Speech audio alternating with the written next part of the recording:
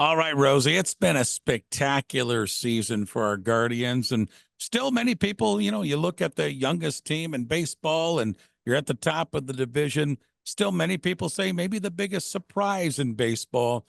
Go back to March and April out in Arizona with this baseball team, and now where we are. And you've seen the growth of this baseball team and their confidence. Talk about this team from your perspective from the booth. Well, you know what, Ray? I think a lot of the players who were here for a couple of seasons, and maybe specifically going back to 2022, felt that there was still enough here where they could have a successful year. But I think deservedly so. A big question mark would be how would the transition go to a new manager? First time in a long time that it wasn't Terry Francona, but it seems like it's been seamless for Stephen Vogt and his staff, the new coaches that have come in to blend with Carl Willis and Sandy Alomar and others who have stayed. And you just never know how that's going to go, but it's gone exceedingly well. It helped that they got off to a great start, and they played tremendous baseball through most of the month of June, really from the start of the season on, and that kind of 20 game cushion over 500 has really served them well in the second half when they've had some ups and downs. So you hope that any struggles they've had in the second half have kind of hardened them and gotten them ready for postseason play. And that's right around the corner now. Well, you've talked to Steven so many times, and you touched on one of the questions I had. And one is that's manager Stephen Vogt and voter and his ability to lean on those veteran coaches who have been here. And we don't talk enough about that, but that group there, when you talk about Carl and Sandy and the rest of them, I'm sure have been a great insurance policy for Stephen.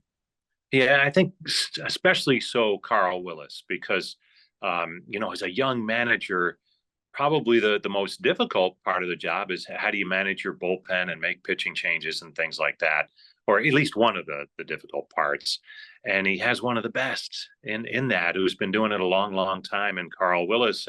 And you blend him with Joe Torres, who's been here, the assistant pitching coach, and then Brad Goldberg, a rookie bullpen coach, but he's been in the organization.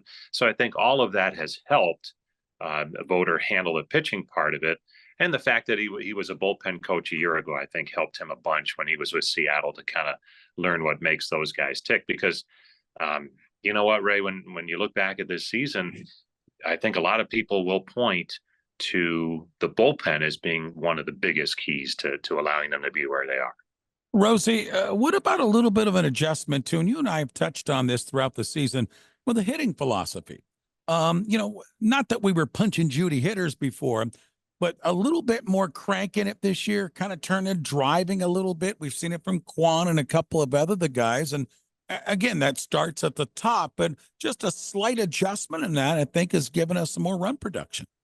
And I talked to hitting coach Chris Valleca about that yesterday, how he saw this team heading into the postseason. And he said that that's been obviously a key, the change in philosophy, and then the ability to stay with that, even when maybe they weren't having as much success as they were at different points in the season. So it's been a big contributing factor. They have slowed offensively in the second half, and you hope that turns back the other way in the postseason. Nice to see Josh Naylor with a couple of bombs on Wednesday night to kind of put him over the top. And I think there's enough there. So we'll see how it plays in the postseason, because obviously the scouting reports are out and teams are pitching them differently here in the second half of the season. So we'll see if they need to make some further adjustments. Final 10 games of the regular season. What do you know about Stephen Kwan and Alex Cobb, if anything? I think the hope is they're both back on the final homestand next week. Kwan's eligible to come off, I think that Wednesday or actually the Tuesday when the team returns home. And Cobb's getting closer. I think they're trying to figure out how do they get him in a game before the postseason, but not do it too early, so as to aggravate that blister issue. They want to make sure that's behind him. That's important, but they also want to see him pitch. So that's the tough part, and they're trying to work through that still. St. Louis, Cincinnati, Houston to wrap up the season. We thought that Houston series might be real big, but the way things are going for us, it might be a nice way to rest some guys and get them ready for the following week.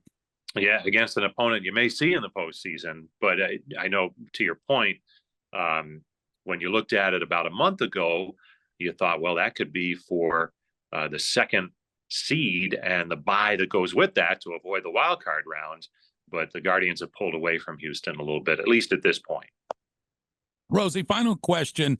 Biggest surprise for you watching every inning of this baseball team? You know, you knew what you were going to get for the most part from Jose Ramirez. You were hoping you were going to get the number 4 protection from Naylor. But what has been the biggest surprise for you? Has it been the bullpen? Yes.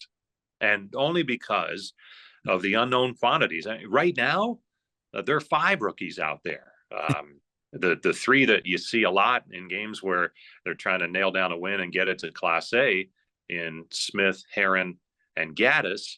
But then also Andrew Walters and Eric Sabrowski have been called up recently, and they've been good out of the pen. So that's been the biggest surprise, because let's face it, in spring training, I think when Trevor Steffen went down and Sam Hentges was starting to struggle with some health issues too, you thought, boy, those are 2 vital cogs, and they're going to need somebody to step up. And I think heading into spring training, you didn't think of Hunter Gaddis as a reliever.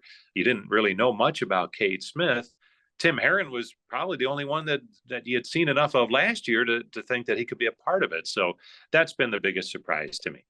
Rosie, thanks a lot for all the season. We'll talk again soon, and enjoy the trip to St. Louis. You got Cincinnati and Houston before we get ready for some really big stuff. Thanks for the visit with us again today. You got it, Ray.